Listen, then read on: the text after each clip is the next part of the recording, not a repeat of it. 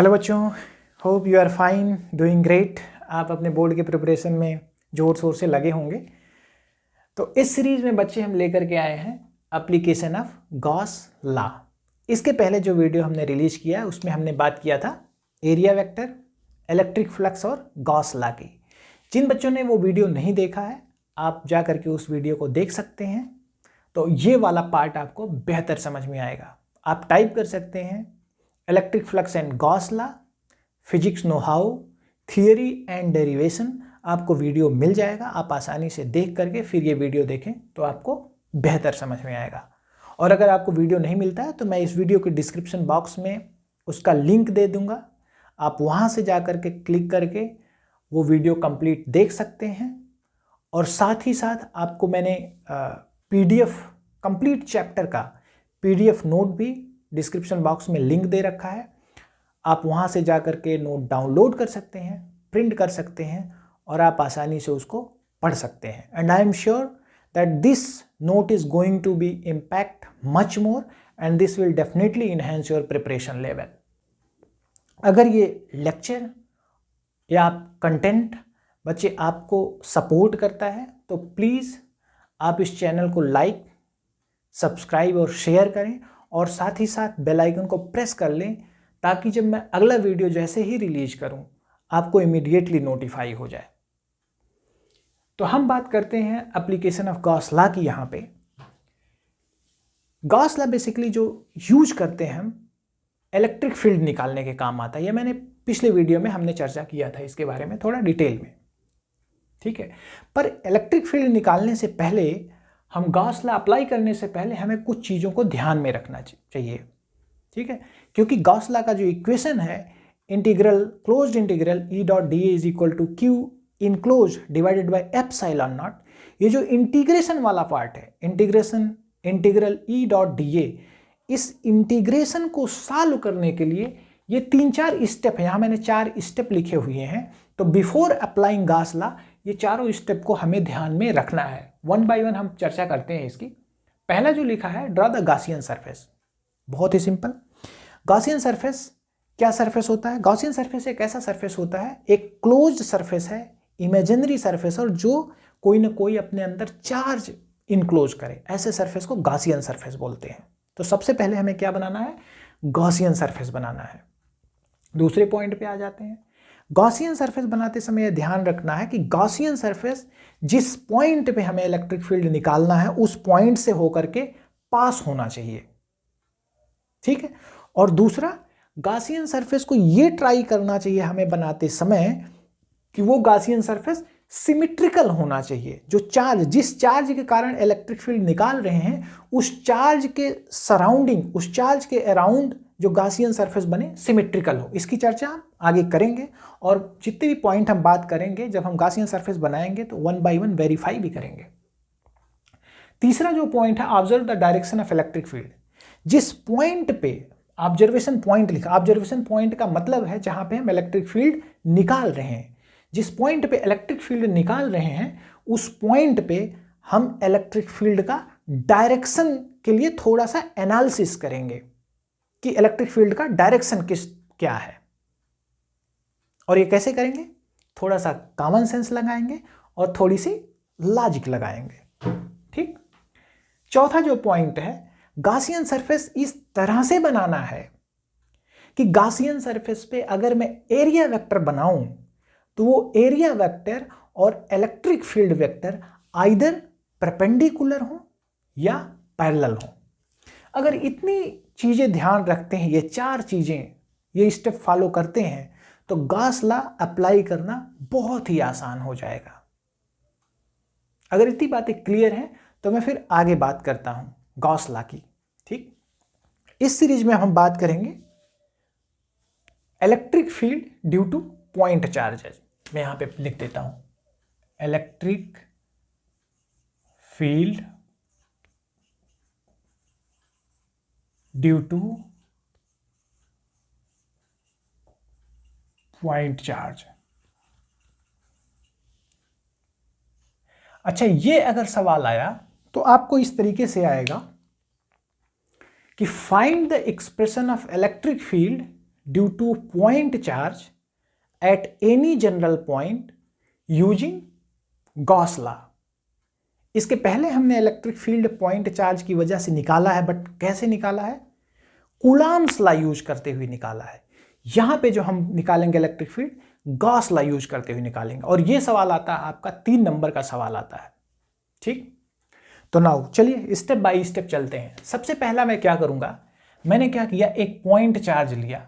यहां पे मैंने एक पॉइंट चार्ज लिया है और मुझे एक किसी r डिस्टेंस पे एक पॉइंट P है, ये डिस्टेंस r है, इस पॉइंट P पे इलेक्ट्रिक फील्ड मान लो मुझे निकालना है। गॉस लॉ की सहायता से अगर निकालना है तो सबसे पहले मुझे क्या करना पड़ेगा, आप बैक आ जाओ स्टेप 1 2 3 4 पे, बारी बारी से ये स्टेप चेक करेंगे। पहला step, draw the Gaussian surface. अब मैं गॉसियन सरफेस बना देता हूं, ठीक, उसके बाद 1 बाय 1 चलेंगे, ठीक है ना। मैंने क्या किया, गॉसियन सरफेस कुछ इस तरीके से बनाया, एक स्फीयर बना दिया। ये क्या है, जैसे फुटबॉल स्फीयर हो गया, एक स्फेरिकल गॉसियन सरफेस बनाया, ठीक, जिसका रेडियस क्या है, r है, ठीक है। अच्छा चलिए दूसरी चीज बात करते हैं, सिमेट्रिक। क्या ये सरफेस, ये सबसे पहले चीज, गॉसियन सरफेस क्या है, ये गॉसियन सरफेस बना क्योंकि ये सरफेस क्या है, क्लोज सरफेस है और इसके अंदर कोई ना कोई चार्ज है। देखो Q चार्ज इसके अंदर है, तो ये क्या हो गया, मेरा गॉसियन सरफेस हो गया। नाउ अब दूसरा पॉइंट अगर हम बात करें, गॉसियन सरफेस कैसा होना चाहिए, सिमेट्रिकल होना चाहिए और passing through observation point. P point पे मुझे इलेक्ट्रिक फील्ड निकालना है, तो राइट, गॉसियन जो सरफेस है P पॉइंट से पास कर रहा है और क्या है, सिमेट्रिकल होना चाहिए। देखो Q चार्ज अगर मैंने यहां रखा है तो यहां से ये जो गॉसियन सरफेस जो मैंने बनाया हुआ Q से सिमेट्रिकल है, यहां से भी R है, यहां भी R है, ठीक है, हर जगह ये R है क्योंकि स्फेरिकल सरफेस है, ठीक। अच्छा, observe the direction of electric field, ठीक है। अब अगर मैं बात करूं Q चार्ज के कारण हमें पता है कि जो इलेक्ट्रिक लाइन ऑफ फोर्स होता है ये कैसे होता है, पॉजिटिव चार्ज अगर है तो ये होता है बाहर की तरफ, ये तो पता है, ये बाहर की तरफ होता है। चलो तो इलेक्ट्रिक फील्ड मेरा किधर होगा, इलेक्ट्रिक फील्ड का डायरेक्शन ये होगा, पक्का इलेक्ट्रिक फील्ड का डायरेक्शन ये होगा, आउटवर्ड होगा। अगर मुझे यहां पे कोई पॉइंट है तो इलेक्ट्रिक फील्ड का डायरेक्शन क्या हो गया, इधर होगा, ये भी हमने ऑब्जर्व कर लिया, इलेक्ट्रिक फील्ड इधर होगा, ठीक है। और इस तरीके से बनाना है कि गॉसियन सरफेस पे जो एरिया वेक्टर है वो इलेक्ट्रिक फील्ड के आइदर पैरेलल हो या परपेंडिकुलर हो। तो मैं अगर मानूं पॉइंट P पे मैं बात कर रहा था एरिया वेक्टर की, तो मैं इधर अगर इस छोटे से पॉइंट पे एरिया वेक्टर बनाऊं तो एरिया वेक्टर किधर बनेगा, मान लो छोटा सा एरिया बनाऊं, DA बनाया तो इधर बनेगा। ये देखो मेरा चौथा पॉइंट भी वैलिडेट हो गया कि इलेक्ट्रिक फील्ड के ही डायरेक्शन में एरिया वेक्टर मिल रहा है। अगर मैं यहां पे भी बनाऊं, किसी भी पॉइंट पे बनाऊं एरिया वेक्टर, तो ये मेरा इलेक्ट्रिक फील्ड बनेगा और एरिया वेक्टर मेरा किधर बनेगा, एरिया वेक्टर DA इधर बनेगा, ठीक, ठीक है। इसको मैं थोड़ा सा और आपको फील कराने के लिए थोड़ा सा 3D में बनाने की कोशिश करता हूं। इसको इस तरीके से बनाते हैं, ये इस तरीके से थोड़ा सा स्फेयर तरीके से बना देते हैं, ठीक है। इसको मैं चार्ज Q यहां पे कर देता हूं, चार्ज Q यहां पे है, ये इस तरीके से बना देते हैं, ये थोड़ा स्फेरिकल सेल की तरह से दिखे, ठीक है। ये थोड़ा सा हम स्फेरिकल सेल की तरह से बना देते हैं, ठीक, ये स्फेरिकल सेल हो गया। नाउ अगर हम बात करें गॉस लॉ अप्लाई करने का, तो गॉस लॉ कैसे अप्लाई करेंगे, हमें पता है closed integral E dot DA, ठीक, इज इक्वल टू होता है Q enclosed divided by epsilon 0, यही होता है गॉस लॉ, ठीक। अच्छा अब हम यहां पे बात करें Q इनक्लोज्ड क्या है, Q इनक्लोज्ड Q ही है, तो ये हम क्या बोल सकते हैं, Q इनक्लोज हो गया Q divided by epsilon not, ठीक। मैं इसको इक्वेशन 1 मान लेता हूं, ठीक है।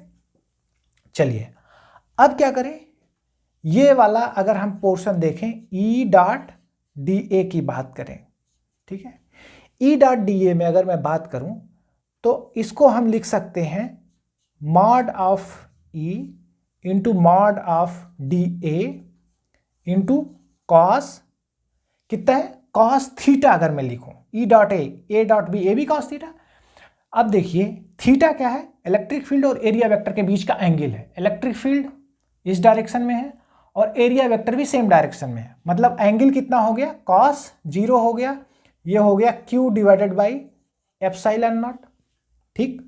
अच्छा, अब अगर हम बात करें इंटीग्रल, इसको हम बोल देते हैं e into D A, cos 0 1 हो गया, ये हो गया q divided by epsilon not, ठीक है।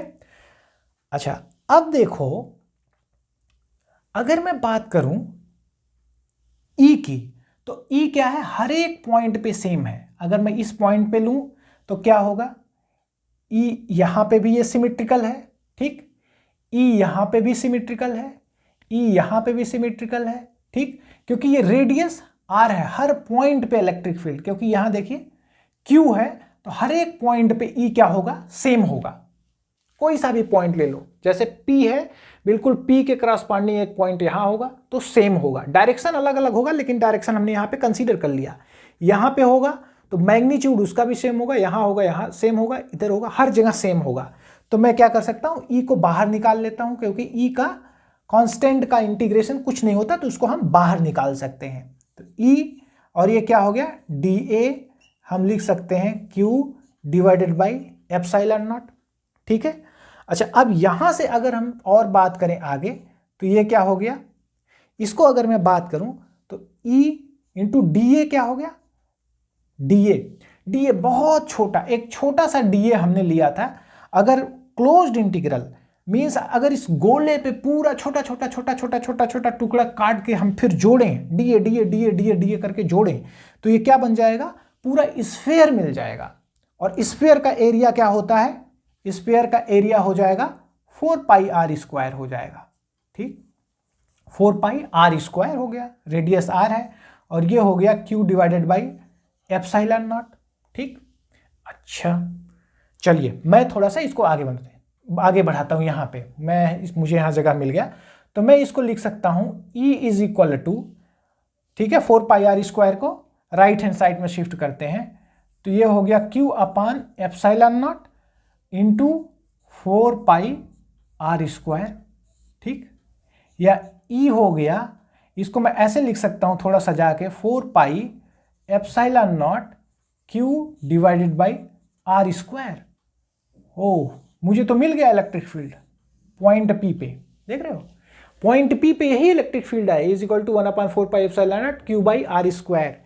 और यही तो होता है पॉइंट चार्ज के द्वारा जो इलेक्ट्रिक फील्ड प्रोड्यूस होता है किसी r डिस्टेंस पे, वो यही होता है, ठीक है, ठीक है। इसको हमने कूलॉम लॉ में भी ऐसे ही निकाला था, वहां फोर्स से निकाला था। अच्छा, अब इसमें बच्चे कभी कभी एक सवाल और पूछ लेते हैं बोर्ड में, और वो सवाल थोड़ा लॉजिकल है।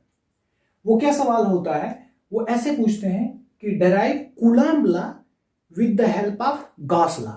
तो आपको पूरा का पूरा स्टेप यही करना है, और आगे आपको क्या करना है, बेसिकली कूलॉम लॉ में हमने कैसे पढ़ा था, electric field E is equal to कैसे पढ़ा था, F divided by Q not पढ़ा था, ठीक है ना, F divided by Q not पढ़ा था, जहां पे Q नॉट क्या होता है, छोटा सा टेस्ट चार्ज होता है जो फोर्स को एक्सपीरियंस करता है, ठीक है। तो हमने क्या किया, ये स्टेप इतना किया, इसके बाद क्या किया, हमें लिखना पड़ेगा एक लाइन कि we bring a positive test charge Q not at point P, ठीक है, इस तरीके से लिखना पड़ेगा, we bring a positive test charge Q not at point P and we also know that E is equal to F upon Q not, जहां पे F क्या है, कूलॉम फोर्स है। तो F इज इक्वल टू क्या हो जाएगा, हम लिख सकते हैं F इज इक्वल टू क्या हो जाएगा, E इंटू Q नॉट, ठीक, और E आपने यहां से ये निकाला हुआ है, तो E की वैल्यू अगर लिख देंगे 1/4 pi epsilon not Q divided by R square into Q not, और इसको हम क्या लिख सकते हैं, 1/4πε0 Q into Q not divided by R square, जो F निकल के आया। यही तो कूलम्ब लॉ है, यही तो कूलम्ब लॉ है। अगर मैं इस पॉइंट पे एक छोटा सा पॉजिटिव डिस्चार्ज रखूं और यहां पे ये Q है, तो दोनों के बीच में जो लगने वाला फोर्स होगा 1/4πε0, दोनों चार्ज का प्रोडक्ट डिवाइडेड बाय जो डिस्टेंस R स्क्वायर होगा। यहां से ये कूलम्ब लॉ भी प्रूव हो जाता है with the help of Gauss law. ये सेम कहानी वही हुई, इसके पहले वाले लेक्चर में हमने बात किया था, डेराइव किया था Gauss law with the help of coulomb law. यहां पे हमने क्या किया, यहां पे हमने कूलम्ब्स लॉ को डेराइव किया with the help of Gauss law. वैसे ये थोड़ा सा फनी है, ये तो सवाल वही हो जाता है जैसे हम अगर बात करें डेराइव अंडा फ्रॉम मुर्गी या डेराइव मुर्गी फ्रॉम अंडा, ये वैसे टाइप का सवाल है। बट ये जोक नहीं है, ये सच में इसका रीजन है। ये सवाल पूछने का रीजन है, वो इसलिए पूछा जाता है क्योंकि मैंने बात पहले ही बताया, लॉ को प्रूव नहीं किया जा सकता। कूलम्ब्स लॉ को अगर हम बोलते हैं गॉस लॉ से प्रूव कर रहे हैं, तो बेसिकली कूलम्ब ने क्या किया था, कोई मैथमेटिक्स करके नहीं वो लॉ निकाला था। कूलम्ब्स ने क्या किया था, एक्सपेरिमेंट किया था। डिफरेंट डिफरेंट डिस्टेंस पे उन्होंने चार्ज रखा और उनके बीच क्या हुआ, टॉर्जन बैलेंस से फोर्स मेजर किया और उन्होंने वो ला दिया K(Q1 Q2 by R square. और ये कब दिया था, 1785 में कूलम्ब ने दिया। लगभग 1813 में गॉस आए, ये गॉस लॉ आया 1813 में, लगभग कूलम्ब्स लॉ के 28 साल बाद आया। तो इन 28 सालों में लोगों ने मेकअप कर लिया था कि कूलम्ब का लॉ है, इसको और कहीं से डिराइव नहीं कर सकते मैथमेटिकली, इसीलिए कूलम्ब्स लॉ ही हम पढ़ते हैं।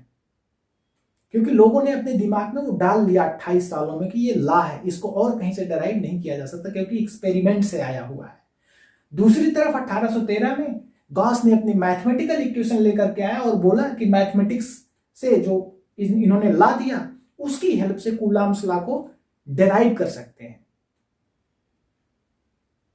तो रीजन यही था कि लोगों ने इसको, चूंकि 28 साल हो गए थे करते करते, तो लोगों ने कूलम्ब को लॉ की तरह से रखा, थ्योरम नहीं बनाया। शायद अगर कूलम्ब थ्योरम होता तो ये बहुत ही प्रचलित होता, कूलम्ब थ्योरम को डिराइव करो गॉस की लॉ से। इसलिए आप देखेंगे बहुत सारी किताबों में लिखा होगा गॉस लॉ या गॉस थ्योरम, क्योंकि गॉस का जो लॉ है ये बहुत बाद में 28 साल बाद आया कूलम्ब लॉ के, और गॉस की लॉ को हम प्रूव भी कर सकते हैं with the help of Coulomb's law, जो कि पहले एक लॉ था। इसलिए हम क्या करते हैं, गॉस थ्योरम भी पढ़ते हैं, गॉस लॉ भी पढ़ते हैं, दोनों चीज एक ही है। थ्योरम में यह है कि अगर हम जिस चीज को प्रूव कर सकते हैं उसको हम थ्योरम बोलते हैं।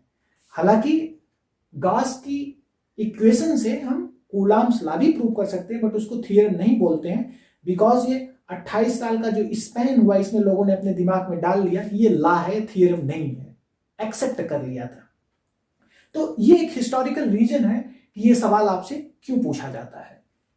ठीक, अगर इतनी बातें क्लियर हैं तो फिर हम आगे बढ़ते हैं। अगला जो बात करेंगे बच्चे, अगला टॉपिक है electric field due to infinitely long wire.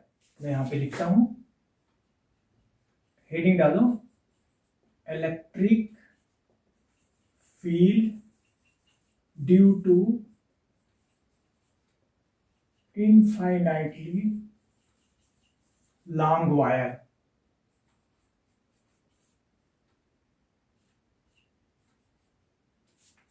यहां पे लिख देगा of linear charge density lambda. ठीक, अच्छा, अब मैं अगर बात करूं यहां पे, मान लो एक लॉन्ग वायर है। लॉन्ग वायर का मतलब बहुत ही बड़ा, इनफाइनाइट। इधर मैं लिखूं ये माइनस इनफाइनाइट है, ठीक है, इधर को ये कहां जा रहा है, माइनस इनफाइनाइट पे, और इधर को ये कहां जा रहा है, बोलिए प्लस इनफाइनाइट पे। ठीक है, लंबा वायर है, ठीक है। अच्छा, अब अगर मैं बात करूं, इसको मैं थोड़ा सा और बड़ा बना देता हूं, ठीक, यहाँ पे ये -∞ पे जा रहा है, ठीक। इस पे क्या है, पॉजिटिव चार्ज है, मैं यहाँ पे पॉजिटिव चार्ज बना देता हूं। ये देखिए पॉजिटिव चार्ज यहाँ पे, ये वायर पे ये पॉजिटिव चार्ज यूनिफॉर्मली डिस्ट्रीब्यूटेड है, ठीक, जिसका लीनियर चार्ज डेंसिटी क्या है, लैम्डा है, ठीक। और मान लीजिए कोई एक पॉइंट है r डिस्टेंस पे वायर से, एक पॉइंट P है, यहां पे इलेक्ट्रिक फील्ड निकालना है, ठीक। ये सवाल है, ये भी सवाल अगर ये बहुत ही इंपॉर्टेंट है और ये सवाल 5 नंबर में पूछा जाता है जनरली। इसमें सवाल ऐसे आएगा, state Gauss law and hence derive the electric field due to infinitely long wire having linear charge density lambda using Gauss law. इस तरीके से सवाल आएगा और ये 5 नंबर का सवाल आएगा, ठीक। तो आपको इस तरीके से बनाना है, ये इनफाइनाइटली लॉन्ग वायर है, ठीक, और यहां पे कोई पॉइंट P है जहां पे हमें इलेक्ट्रिक फील्ड निकालना है। नाउ अब हम 1 बाय 1 करते हैं। देखिए सबसे पहले ड्रा द गॉसियन सरफेस, वही काम करेंगे। मैं इसमें क्या करूंगा, क्योंकि सबसे मैं बोलूं सबसे क्यूट सा और सबसे आसान, सबसे सिंपल, सबसे सोअर जो गॉसियन सरफेस होता है वो क्या होगा, इसके लिए सिलेंडर होगा। मैं यहां पे बना देता हूं, फिर इसके बाद ये बात करते हैं, ठीक है। अगर मुझे बनाना पड़े गॉसियन सरफेस तो देखिए सबसे पहले मैं यहां पे क्या बनाऊंगा, एक इस तरीके का, मान लो L लेंथ का मैंने एक ये सिलेंडर ले लिया, ठीक, यहां पे ये सिलेंडर बनाया,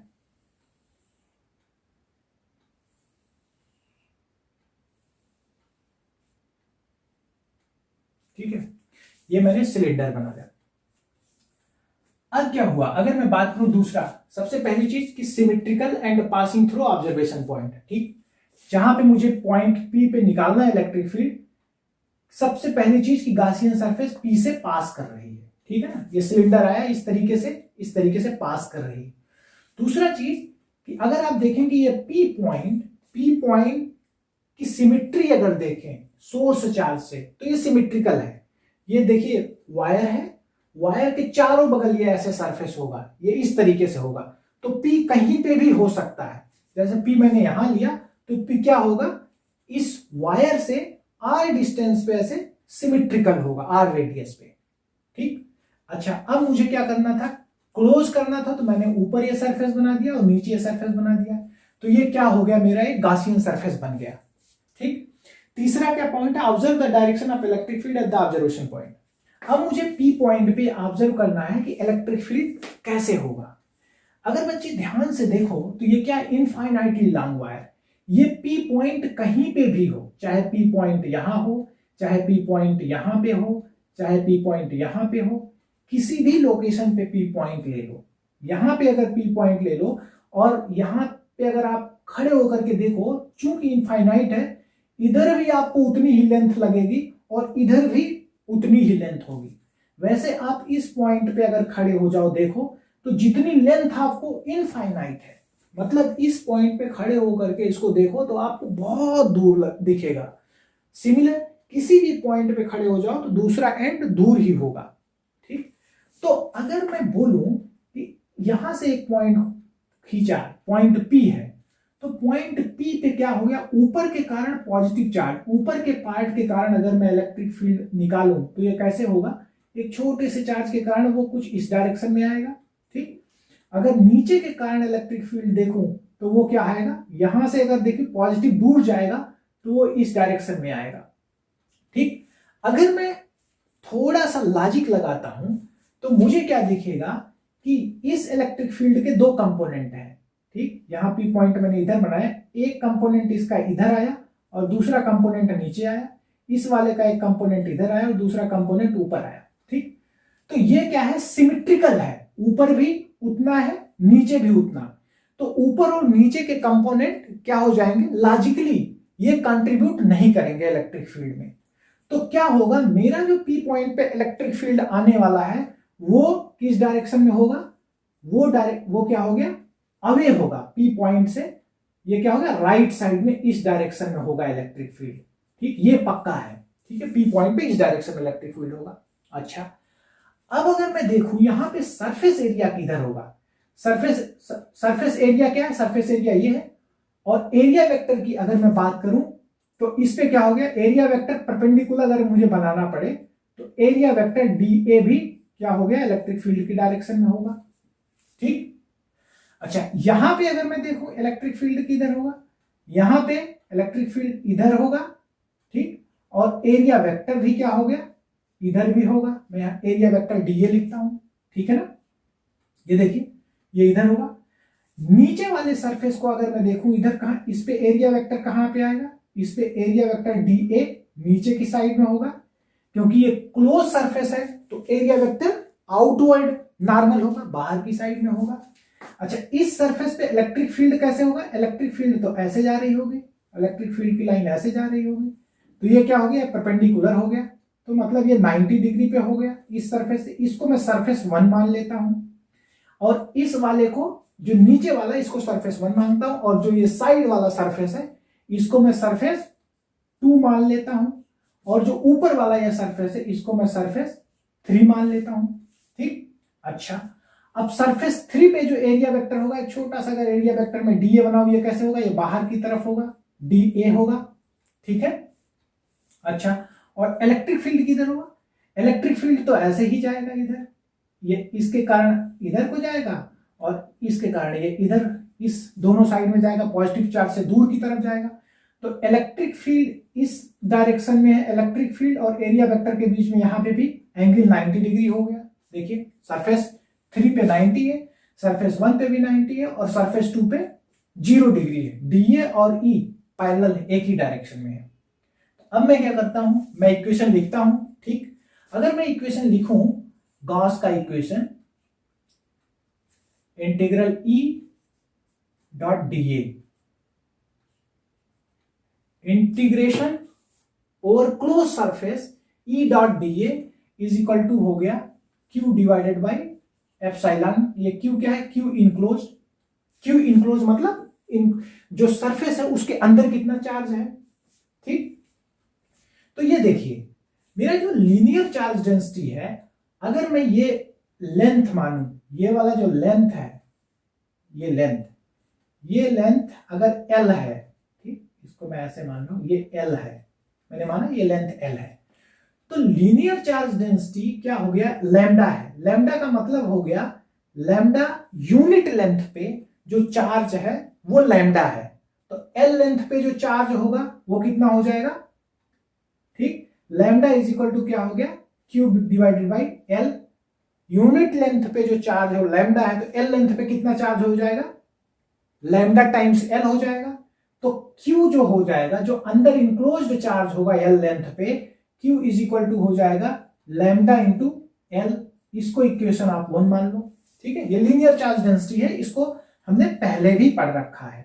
लैम्डा इज इक्वल टू होता है Q बाई L। ठीक है, अगर ये पूरा लेंथ L है तो इस रॉड पे जितना चार्ज होगा Q बाई L से करके Q is equal to lambda L लिख सकते हैं। इसको मैं इक्वेशन 1 मान लूं, और इसको मैं इक्वेशन 2 मान लेता हूं। ठीक, अब हम लिखते हैं फ्रॉम इक्वेशन 1 एंड 2।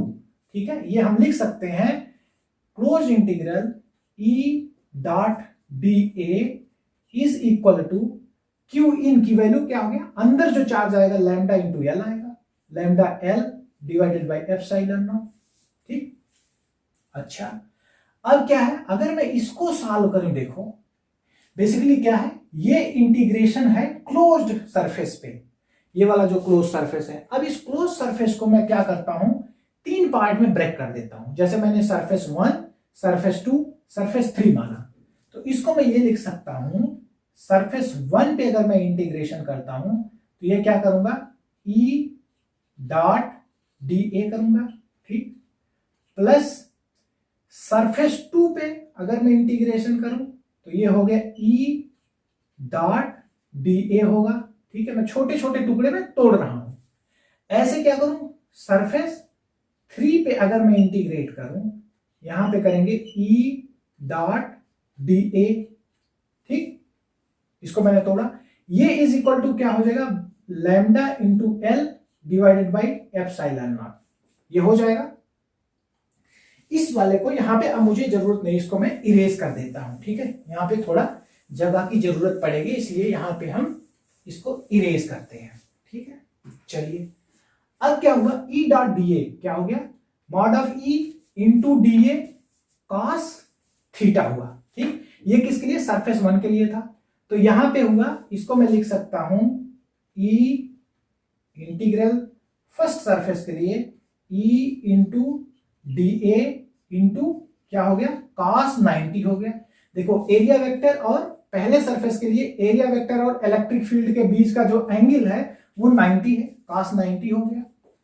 प्लस यहां पे लगाया, प्लस दूसरे सरफेस के लिए अगर हम देखें सरफेस 2 के लिए यहां पे हो जाएगा mod E into mod D A, ठीक। अच्छा दूसरे सरफेस के लिए देखो एरिया वेक्टर और इलेक्ट्रिक फील्ड के बीच का एंगल 0 है, तो यहां पे हो गया cos 0, ठीक। प्लस तीसरे सरफेस के लिए देखते हैं, ये तीसरा सरफेस के लिए अगर हम बात करें मॉड ई, ठीक, इंटू मॉड डी ए, ठीक, इंटू cos, ये देखो तीसरे सरफेस पे इलेक्ट्रिक फील्ड और एरिया वेक्टर के बीच का एंगल 90 हो गया, ठीक। तो अब देखो cos 90 क्या हुआ, ये पोर्शन 0 हो गया, ये वाला क्या हो गया, ये टोटल ये 0 हो गया, ठीक। बचा क्या, हमारा यही पोर्शन बीच वाला बचा, और cos 0 1 होता है। तो दूसरे सरफेस की अगर बात करें इंटीग्रल, इसको क्या बोलेंगे, E into D A cos 0 1 हो गया, इज इक्वल टू हो गया लैम्डा एल, यहां से देखो lambda L divided by epsilon not हो गया, ठीक। अच्छा अब क्या है, ये देखो ई की अगर हम बात करें इस सरफेस पे, चूंकि पॉइंट भी सिमेट्रिकल है, ये वायर है, वायर के चारों बगल ऐसे सिमेट्रिकल है, इधर भी इतना होगा, इधर भी उतना होगा, उस साइड में उतना होगा, आगे भी उतना होगा, ठीक। तो ये सिमेट्रिकल है, इसका मतलब ई का मैग्नीट्यूड किधर भी जाओ सेम ही होगा। तो ई को हम क्या कर सकते हैं, चूंकि ई कांस्टेंट हो गया तो ई को हम इंटीग्रल से बाहर ले लेते हैं, इसको लिखते हैं ई, ठीक, ई को बाहर ले लिए और ये लिखते हैं इंटीग्रल डी ए सरफेस किसका, सरफेस 2 का, बराबर lambda L divided by epsilon not, ठीक। अच्छा अब सरफेस 2 मतलब ये क्या हुआ, ये सिलेंडर हो गया, ये इस तरीके का, देखो ये क्या हुआ, सरफेस 2 तो सिलेंडर ही है, और लंबाई कितनी, लेंथ एल है, रेडियस कितना है सिलेंडर का, ये देखो आर है, ये वाला आर हो गया। तो ये क्या हो गया, यहां पे लिख सकते हैं ई इंटू सरफेस एरिया क्या हो जाएगा 2 पाई आर, सर्किल्स का सरकमफ्रेंस हुआ और लंबाई एल है, तो इसको हम लिखेंगे 2 पाई आर इंटू लेंथ कितना एल है, ये क्या हो गया डी ए, बराबर हो गया lambda L divided by epsilon not, ठीक है। ये जो हमें ये यहां से ये मिला, ठीक। अब इसको थोड़ा सा रीअरेंज करते हैं, इसको रीअरेंज करेंगे तो कैसे करेंगे, यहां पे मैं लिखता हूं, ये आ जाएगा E इज इक्वल टू क्या हो जाएगा, लैम्डा एल, एल से एल कट गया, यहीं पे काट देते, एल से एल कट गया, ठीक। तो lambda upon lambda divided by 2 pi r, मैं यहां लिखता हूं 2 pi r into epsilon not, ठीक है, lambda divided by 2 pi r into epsilon not. ये क्या हुआ, ये हुआ electric field produced by infinitely long wire, ठीक। अच्छा इसको एक फॉर्म में और भी लिखते हैं, अगर देखो यहां पे क्या मैं ऐसा लिख सकता हूं, E इज इक्वल टू 2 से ऊपर नीचे मल्टीप्लाई कर देता हूं, ठीक। तो ये क्या हो जाएगा 2 लैम्डा डिवाइडेड बाई यहां पे क्या हो जाएगा 4 pi epsilon not into r कर देता हूं, ठीक। अच्छा 1/4 पाई एप्सिलॉन नॉट को क्या लिखते हैं, इसको लिखते हैं 1/4 पाई एप्सिलॉन नॉट, ठीक। इसको लिखते हैं 2 लैम्डा डिवाइडेड बाई आर, ऐसे लिख देते हैं, या इसको ऐसे लिखते हैं 1/4 पाई एप्सिलॉन नॉट को क्या लिख सकते हैं, के हो गया, तो इसको हम लिख सकते हैं k into 2 lambda divided by r, या इसी को हम इस तरीके से भी याद रखते हैं 2k लैम्डा बाई आर, ठीक है। इसको इस फॉर्म में भी याद रखो तो ये बेहतर है, ठीक है ना, या ये भी याद रख सकते हैं, ये वाला lambda by 2 pi epsilon nought r, या E is equal to 2k lambda by r, ये भी याद रख सकते हैं, ठीक है। अब यहां से ये देख सकते हैं कि ये वेरिएशन कैसे हो रहा है। ये कभी कभी आपको कर्व पूछा जाता है कि किस तरीके से कर्व इसका आएगा। इनफाइनाइटली लॉन्ग वायर द्वारा जो इलेक्ट्रिक फील्ड प्रोड्यूस होता है उसका वेरिएशन कैसे आएगा डिस्टेंस के साथ।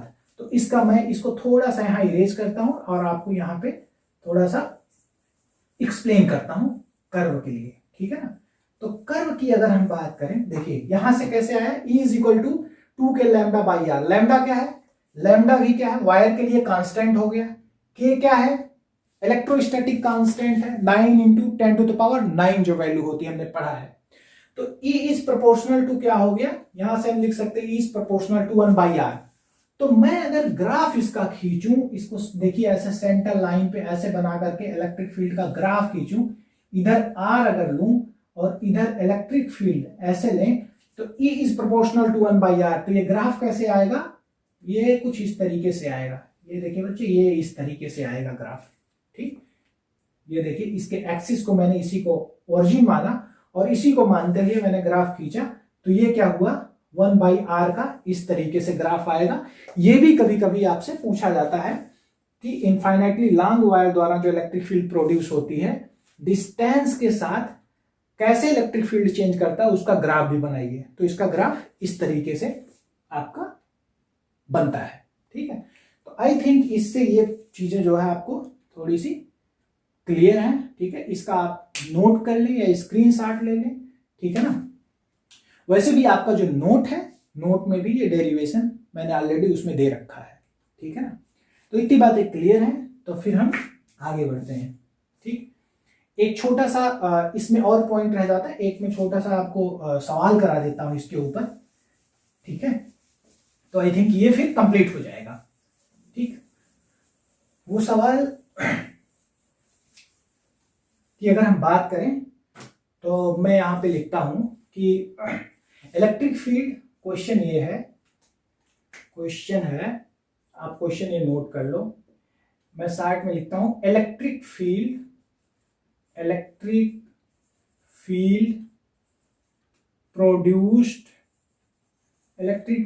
produced by a long wire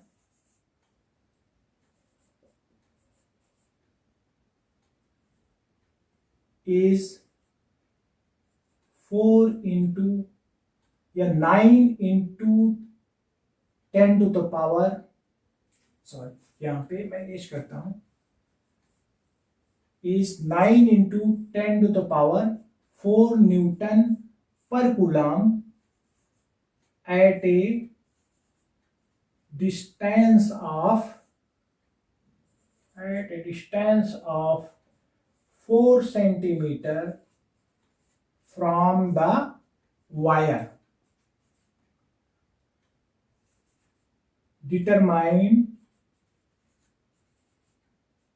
the linear charge density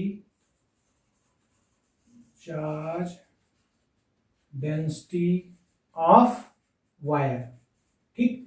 ये आपको निकालना है, ठीक। Electric field produced bye a long wire is 9 into 10 to the power 4 Newton per coulomb at a distance of 4 centimeter from the wire. Determine the linear charge density of the wire. कैसे करेंगे एक बार थोड़ा देखो, अभी हमने बात किया, सीधे फार्मूले में पुट करो, ठीक।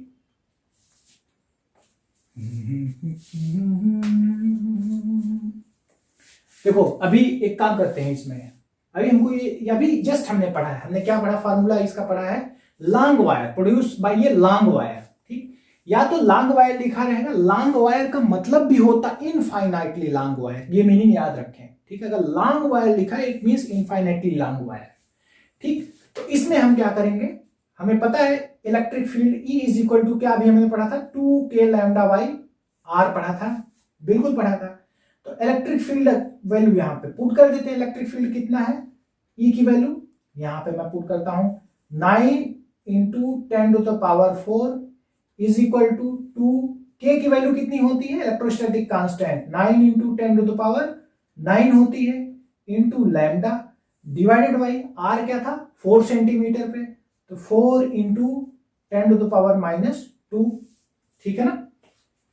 चलो तो ये कितना हो गया, 9 से 9 कट गया और ये हो गया कितना 10 टू द पावर 2 हो गया इज इक्वल टू हो गया 1/2 into 10 to the power 9 into lambda.